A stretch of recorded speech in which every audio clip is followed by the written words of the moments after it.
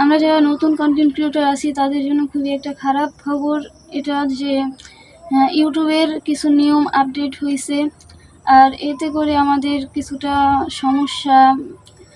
কারণ নতুন যারা আছি তাদের ভিডিও এমনিতেই মানুষ ততটা ভালো দেখতে চায় না, যদিও ভিডিও কোয়ালিটি ভালো হয় তবুও মানুষ এড়িয়ে যেতে পছন্দ করে, কারণ আমাদের কেউ চিনে না, যার কারণে আমাদের ভিডিও দেখলে স্কিপ করেই চলে যায়। এর মধ্যে আবার ইউটিউব নতুন রুলস দিছে, যেখানে আমাদের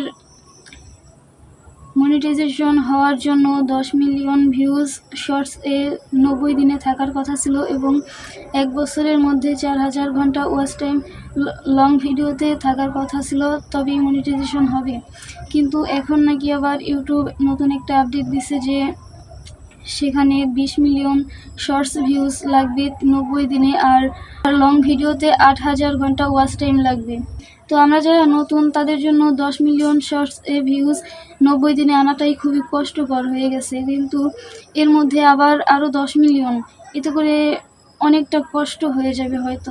আবার লং ভিডিও যারা আপলোড দেয় তাদের জন্য 4000 ঘন্টা ওয়াচ টাইমের জায়গাতে 8000 ঘন্টা ওয়াচ টাইম।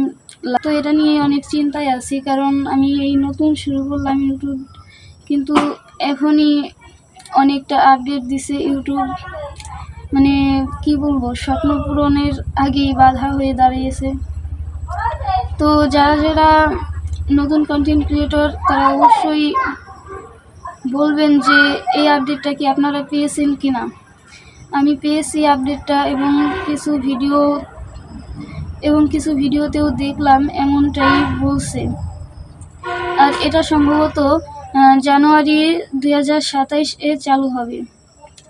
তো ভালো থাকবেন, আর অবশ্যই নিজের স্বপ্ন পূরণের জন্য যথেষ্ট চেষ্টা করুন, কারণ ইউটিউব যাই করুক না কেন সেটা ভালোর জন্যই। আর দ্বিতীয়ত, চেষ্টা করলে অবশ্যই সফলতার মুখ দেখতে পারবো আমরা।